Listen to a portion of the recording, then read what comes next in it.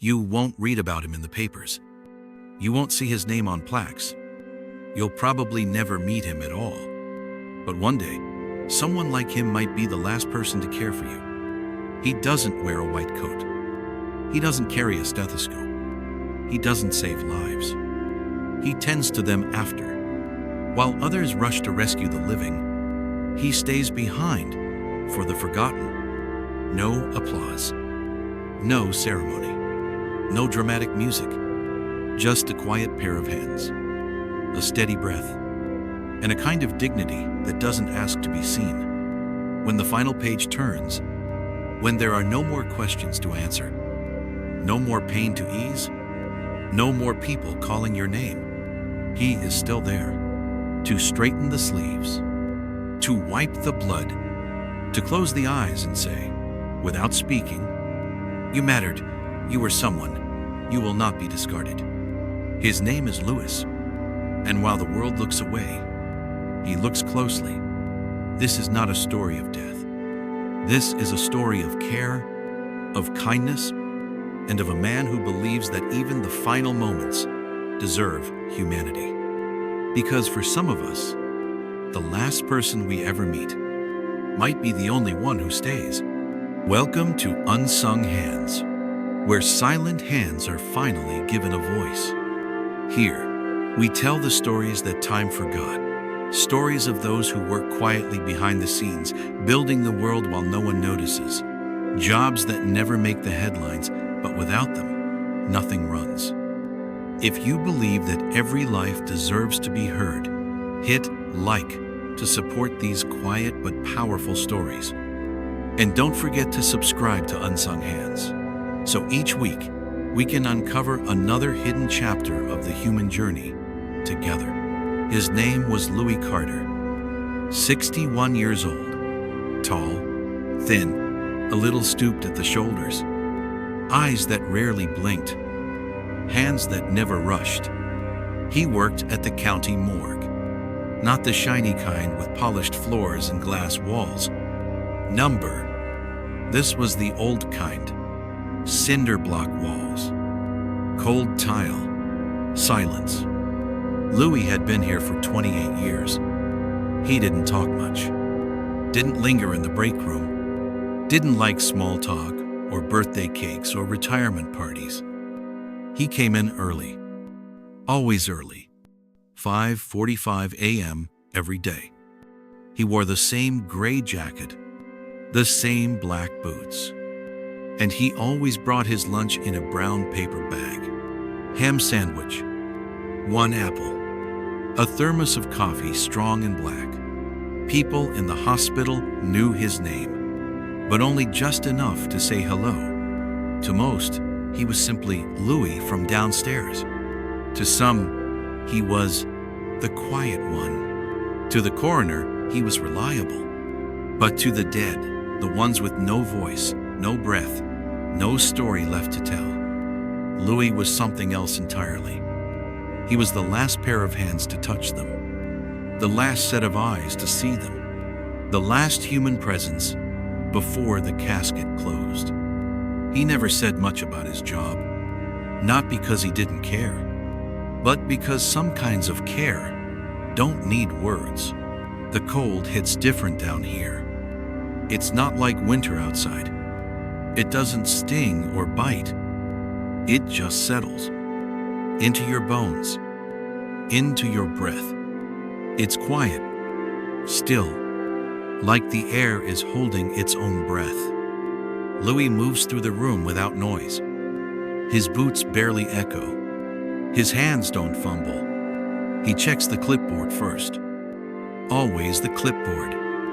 Name, time of arrival, case number, drawer number. He reads the names silently, sometimes out loud, soft enough that no one hears, except maybe the one in the drawer. He opens the first compartment, slow, careful, not because he's afraid, but because respect doesn't rush. A middle-aged man, no visible wounds, tag on the toe, sheet folded to the chest. Louie notes the temperature, makes a mark, closes the drawer, then moves on to the next. He does this dozens of times a day. Pull, check, record, return. It never gets easy, but it gets quieter. The bodies come in all kinds. Old, young, clean, dirty, peaceful, violent, recognized, unknown. Some arrive with rosaries still clutched in their hands. Some come wrapped in the clothes they died in, wet, torn, burned. Some come in with nothing. No ID, no name, no story. Louie still calls them sir or ma'am. Never it. Never just the body. He wipes their faces, closes their eyes, straightens their fingers if they've curled too tightly, covers their feet if they've been left bare.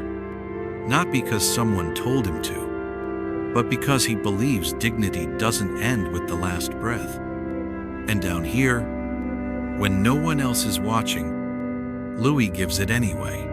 Louie keeps a drawer in his work locker. It's not on any checklist. It's not part of the official supplies. But to him, it's just as important as the logbook. Inside, he keeps little things. A small comb, a pack of tissues, a sewing needle and a roll of thread, a bottle of unscented lotion, a soft toothbrush, things no one else would think to use. Down here, but Louie does.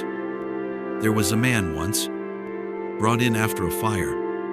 The fabric of his shirt had melted into his skin, but his collar was still there, torn, frayed.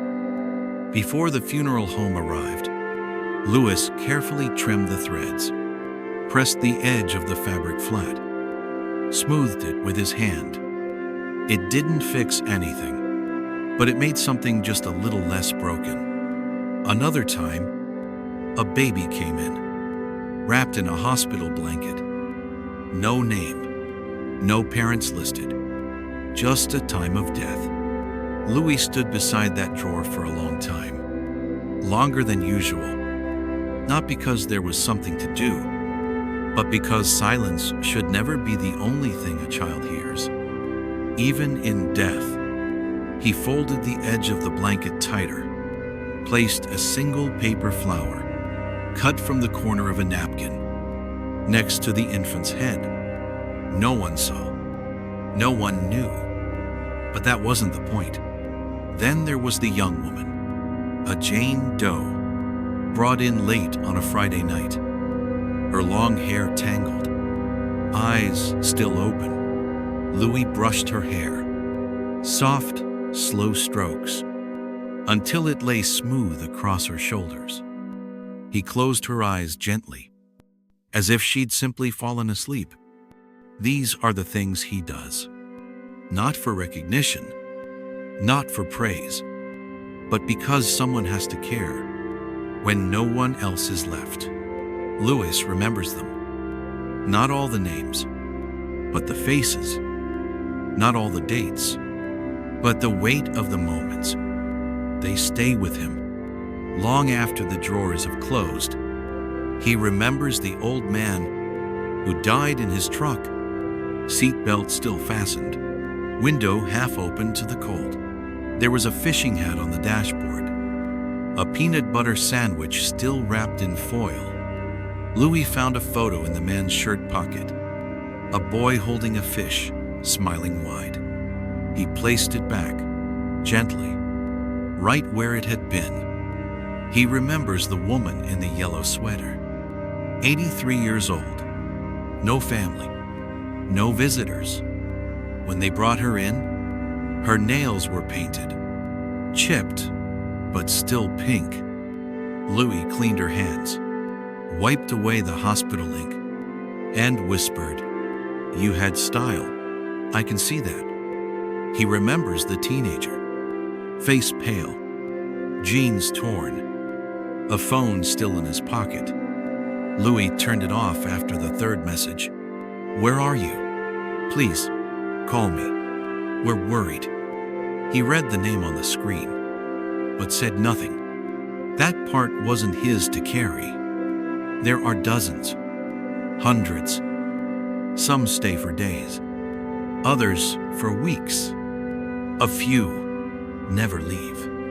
They have no name, no fingerprints, no story, just silence. Louie gives them space, and when he's done, he writes unidentified in clean, careful letters. But he never says the word out loud. To him, they are still someone. He's seen death in every shape: peaceful, violent, sudden, expected. But no matter how they arrive, he treats them the same. Not as a case, not as a task, but as a person with a name, or the dignity of being remembered even by a stranger. There's a moment after the paperwork is signed, after the drawer is closed for the last time, when Louie prepares them to leave. Not with ceremony, not with tears, but with quiet hands and time. He begins by checking the labels.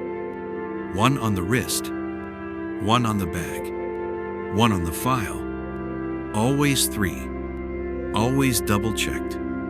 No mistakes. He's never made one, not in 28 years. The stretcher is rolled out from the wall. He lifts them slowly. No jerks, no noise. Just one final act of care. He smooths the sheet over their chest, tucks the corners beneath their arms, wraps them like someone would wrap a child, tight enough to hold, loose enough to breathe, if breathing were still a thing that mattered. Sometimes there's a family waiting upstairs. Most times there isn't. Sometimes the body is claimed within hours. Sometimes they wait for days. Sometimes no one comes at all. But Louie is always ready, because someone should be. Before the funeral home arrives, he wipes down the rails of the stretcher, checks the brakes, straightens the blanket. Then he stands back, not in pride, not in sorrow, just in presence, because presence matters, even when words don't. One afternoon, a young funeral assistant barely out of training asked him, "How do you do this? Every day?" Louie didn't look up right away. He tightened a strap, closed a zipper, then said softly, "Because they still deserve to be treated like people." That was it. No speech, no explanation. Just a truth carried in his hands. At 2:15 p.m., Louie steps outside. The hallway is bright. Fluorescent light, polished floor, the living world, just beyond the next door. He walks out the back. Same bench, same spot by the loading bay, same sandwich in a brown paper bag. He sits in silence. No phone, no newspaper, just wind, and whatever the day left behind. There are birds that gather near the fence. Always the same few. Gray, small, curious. Louie breaks his sandwich crust and scatters the crumbs. They flutter down, peck once, then fly away. He watches, then sips from his thermos. Still warm, still bitter, just the way he likes it. When the shift ends, he doesn't rush.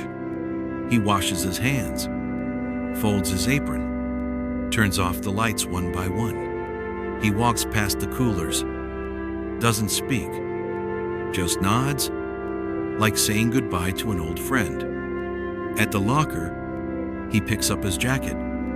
Old, frayed, reliable, like him. He steps outside, closes the door behind him. The lock clicks, and the world keeps moving. The people he's cared for, they'll never speak his name, but they were seen. They were held. They were given a kind of dignity most never expected. And Louie? He'll be back tomorrow, just as quiet, just as steady, just as kind, because someone has to stay until the very end. You may never pass him in the hallway. You may never know the sound of his voice. His name won't echo in headlines. His face won't live in photographs. But one day, when the world grows quiet and your story reaches its final page, someone like him will be there to fold the sheet with care, to place your hands gently at rest, to offer the small, silent kindness that says, "You mattered, even now." He won't ask who you were. He won't need to, because in that moment, he will see you not as a case, not as a number, but as a life once lived. And long after the last breath, after the room is still and the hallway empty, he will be the last to leave. No spotlight, no fanfare, just the quiet promise that no one departs alone. Because in a world that moves too fast to grieve, he slows down, he stays, he remembers, and if you're lucky, on that final day, someone like Louie will be there to whisper your name so the silence doesn't get the last word.